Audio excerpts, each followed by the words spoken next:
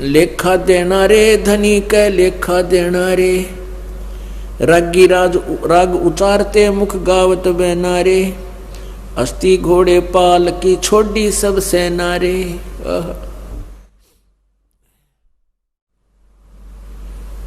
पीछे आपने समाचार पत्रों में पढ़ा था एक दिन कि जो विशेष खबर से आती है, भक्तदास बच्चे मुझे बताते हैं कि आज ऐसी घटना घट गई। एक विशेषकर ऐसी घटनाओं को दास विशेष महत्व देता है, पढ़ता देखता है और फिर याद आती है परमात्मा यदि हम आपकी शरण में ना होते या दुर्गति हमारी भी होती।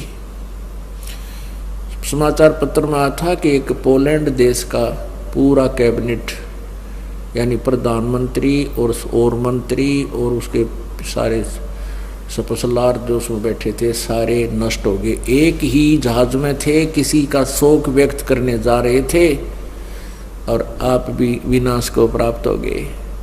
उनकी कितनी आशाएं थी, क्या क्या उम्मीदें लगाए बैठे थे, ये करेंगे वो करेंगे, और जो ये करना था वो काम वो उनके याद भी ना आया। तो काल भगवान ने इस जीव को धोखे में रखा हुआ है, इसको इतना चौधरी पका दे है कि बस तू ही है, सब कुछ तू ही करेगा, यूं कर दूंगा, देश का उद्धार कर दूंगा, फलाना कर दूंगा। देश का उद्धार जब होगा जब तू अपना उद्धार की सोचेगा। अपने उद्धार की कहाँ से सोच होगी? सत्संग में आएगा।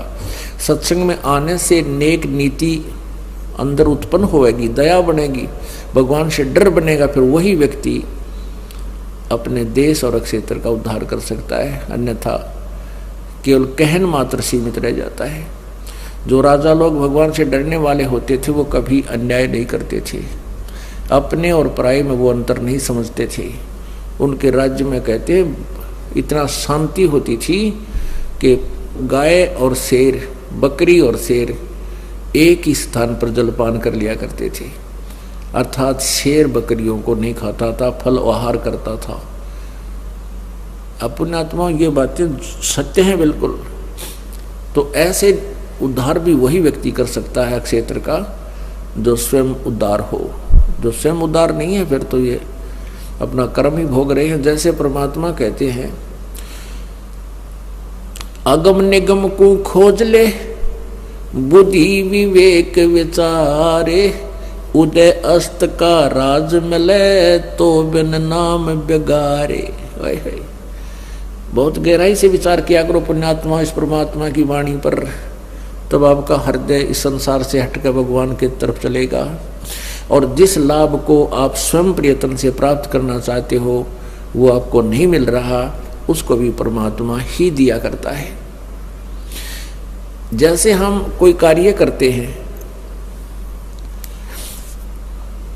जैसे पहले क्या था, हाथ से आटा पीसा करती थी माई बहनें, और हाथ से ही पशुओं के चारा काटा करते थे। एक मशीन लगी थी जो हाथ से घुमाकर काटते थे, फरसे लगे होते थे। तो अब हमने पावर का कनेक्शन मिल गया, बिजली का, और बिजली से फिर वो कार्य कितना आसान हो गया। जो कार्य पावर कर सकती है, जितनी शीघ्र कर सकती है, वो मैनुअली नहीं कर सकता, नहीं हो सकता इतना।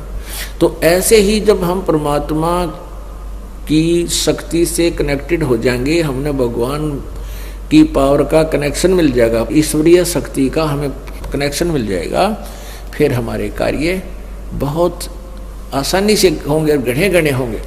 तो क्या बताते हैं कि अगम निगम को खोज ले और बुद्धि विवेक विचार, उदय अस्त का राज मिले तो बिन नाम बिगार। अब इसका एक उदाहरण देते हैं आपको। बेगार किसे कहते हैं? पहले हम सुनते थे, विशेषकर ये 3 व्हीलर से हुआ करते बड़े बड़े, तो वहाँ हमारे गांव से में सड़क बनी ही थी, वहाँ से वो 3 व्हीलर जाते थे, रोहतक या लाखन माजरे तक आते थे। तो उनमें से एक व्यक्ति 3 व्हीलर वाला ना दिख आया उस दिन। तो नेक्स्ट डे उससे दूसरे साथी पूछ रहे थे भी कल क्या बात होगी, तू आया कौन नहीं? तो वो कहने लगा कल मैं बेगार में फंस गया। बेगार क्या होती थी कि पहले पुलिस वालों के पास ये जीप जाप ना हुआ करती, ये इन्होंने किसी का व्हीकल पकड़ा, 2 डंडे मारे और सारा दिन घुमाए जाते, उसी से तेल डलवाते, उसका डीजल भी वो खुद डालता था, पेट्रोल के होते थे पहले। तो वो कह रहा था भाई 200 रुपये का तो पेट्रोल फूक दिया अपने घर पे, अपनी जेब से 200 रुपये का पेट्रोल लगा उस समय। आज तो मेरे ख्याल 20,000 का हो वो 200 रुपये का जो उस समय खर्च हुआ। 200 रुपये का पेट्रोल लग गया और सारा दिन इधर उधर, सुबह ले गए पकड़ कर मुझे 4 बजे और शाम को रात के 12 बजे छोड़ा जाके, यानी दौड़ धूपता देश तक घनी चौनी घर में आई को ना, घर से ही वो पूंजी और बर्बाद करी, तेल घर अपने जेब से लगाया। उसको बेगार कहा करते थे।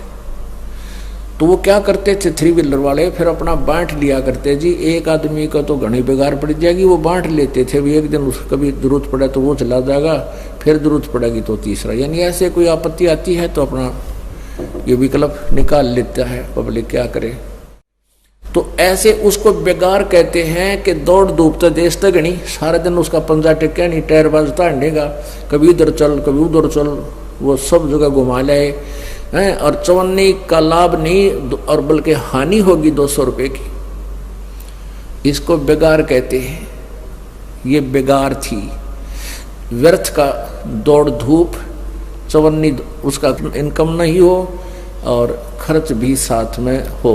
तो ऐसे कहते हैं अगम निगम को खोज ले, वो परमात्मा ऊपर सतलोक जाने वाले मार्ग पर, इस व्यवस्था पर तू एक गहरी नजर से सोच, विवेक के साथ सोच, उदय अस्त का राज मिले। यदि पूरी पृथ्वी का भी तुझे राज्य प्राप्त हो जा तो भी नाम बेगार। बेगार कैसे? राजा यदि भक्ति नहीं करता है, सत्य भक्ति नहीं करता है परम संत से लेकर, तो वो बेगार कर रहा है। बेगार कैसे कर रहा है कि अपने पिछले जन्म के पुण्यों का नष्ट कर रहा है, और जितना बड़ा अक्षेत्र होगा उस राजा के अंतर्गत उतना ही उसकी टेंशन का कारण रहेगा। कहीं पर कोई उपद्रव हो रहा है, कहीं पर सूखा पड़ गया है, कहीं पर फ्लड आ गई है, कोई मंत्री कुछ कर रहा है या दूसरे राजा की चिंता। तो वो राजा आप देखते हो, किसी भी मंत्री, मुख्यमंत्री, प्रधानमंत्री, सारा दिन रेल बनी रहे इनकी, कदे वहाँ चल कदे वहाँ चल, ना जा तो वो अक्षेत्र वाले नाराज हो जा। यानी इतनी टेंशन तो राजा को होती है, किसी को नहीं होती पृथ्वी पे। लेकिन हमने वो ऐसा दिखाया कि जैसे बड़ा ठाठ कर रहा है। ठाठ तो यहाँ ब्रह्मा विष्णु महेश के कोई ना, यहाँ एक पृथ्वी के छोटे से टुकड़े के कोई बन गया, कोई अधिकारी या कोई राजा बन बैठा, सपने में भी सुख नहीं है। तंदर सुखिया कोई न देखा, जो देखा सो दुखिया हो, उदय अस्त की बात करे मैंने सबका किया विवेका हो। परमात्मा कहते हैं सुख नाम की चीज नहीं है किसी प्राणी को। सुरपति दुखिया भूपति दुखिया, रंक दुखी बपरीति हो, कह कबीर और सब दुखिया, एक संत सुखी मन जीती हो। अगर यहाँ भी थोड़ा बहुत राहत आपको चाहिए तो परमात्मा कबीर जी, परमेश्वर कबीर जी का इस दास के द्वारा उपदेश प्राप्त करके ही होगी, अन्यथा इस पृथ्वी पर वर्तमान में और कोई विकल्प नहीं है। या तो परमेश्वर स्वयं आए थे, या आज इस दास को वो खजाना दिया है जिससे आप भी लाभ प्राप्त कर सकते हो, मोक्ष भी करा सकते हो, और संसारिक जिसको तुम सुख मानते इस झूठे सुख के दूर राहत है, वो भी परमात्मा कबीर जी के इस साधना से, इस मंत्र से जो दास देता है इसी से ही प्राप्त होंगे। तो कितनी प्यारी व्याख्या दी है कि अगम निगम को खोज ले, बुद्धि विवेक विचार, उदय अस्त का राज मिले, तो बे नाम बेगार। आप तो बहुत साहूकार हैं उन व्यक्तियों से जो अरबपति और खरबपति हैं, जो सत भक्ति से वंचित हैं। वह कहते हैं वह माया तो यही रह जाएगी। जिस माया के लिए, जिन कार कोठियों के लिए वो सारा दिन लगा रहता है, वो माया, उनकी कार कोठी संपत्ति सारी यही रह जाएगी। केवल वो खाकी जाएगा, नौका नो खाली वो खाकी जाएगा, खोखा जो अपने पुण्य बर्बाद कर गया, नालायक, भक्ति करी नहीं। और फिर आगे क्या होगा उसके साथ। लेखा देना रे धनी कै लेखा देना रे, रागी राग उचारते गावत मुख बहना रे, हस्ती घोड़े पाल की छाड़ी सब सेना रे। और राजा जब दौड़ धूप करता था, 1 मिनट में मृत्यु होगी, ने बोला सारी, कहते हैं कि सब सेना को छोड़कर चला गया। रोकड़ी धरी ढकी रही सब जेवर गहना रे, और फूक दिया मैदान में कुछ लेन न देना रे। रोकड़ी माने जो भी तेरे पास नगद सौदा था, धन था, वो सब वहीं रह गया। और फूक दिया मैदान में कुछ लेन न देना रे, और कुछ लेन दे कुछ नहीं हाथ लगा तेरे। मुग्दर मारे शीश में जमकिंग कर देना रे, उतर चला तागीर हो जो मर्दक सेना रे। भाई फुल्ला सो कमलात है जो चना सो डेना रे, चित्रगुप्त लेखा लिया जहां कागज पहना रे। अब क्या बताते हैं कि देखो मृत्यु तो तुम्हारी सबकी ही होगी, लेकिन जो सत भक्ति करते हैं वो फिर मृत्यु कभी नहीं होगी। वो ऐसे स्थान पर चले जाएंगे जहां जाने के बाद फिर लौटकर संसार में कभी नहीं आते।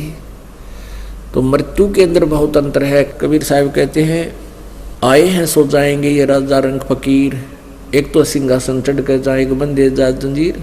जाने और मृत्यु में बहुत अंतर होगा।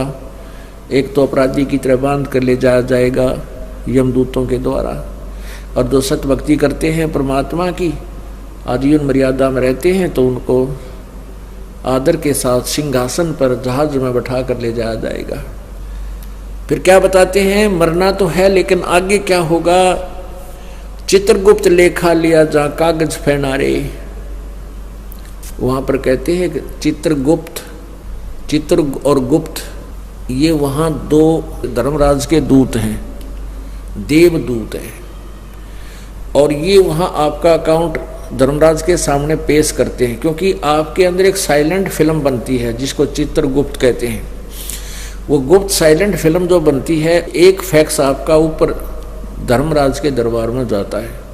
तो वहाँ धर्मराज के दरबार में ये 2 क्लर्क हैं चित्रगुप्त नाम के, और 2 मिलकर ही आपके पूरे उस फिल्म को देखकर निर्णय उस धर्मराज के पास रखते हैं कि इसके इतने पुण्य हैं, इतने पाप हैं। उसके आधार से फिर धर्मराज आपको भविष्य निर्धारित करता है। तो यहाँ क्या बताते हैं कि मर तो गया कोई बात नहीं, लेकिन जहाँ चित्रगुप्त लेखा लिया फिर कागज फैना रे, वहाँ तेरे कागज कंप्लीट ना होने से अड़ जाएंगे, अर्थात तेरी बिरान माटी होगी। और फिर क्या बताते हैं कि मान लीजिए कोई भक्त है और वहाँ पहुँच गया, भक्ति पूरी बनी नहीं, तो क्या उसके लिए क्या बताते हैं, चलिए आम दीवान में सतगुर से कहना रे, मुश्किल से आसान हो जो बहुर मरे नारे। चलिए आम दीवान में, आम खास आम दीवान 2 प्रकार के पहले दरबार लगा करते थे।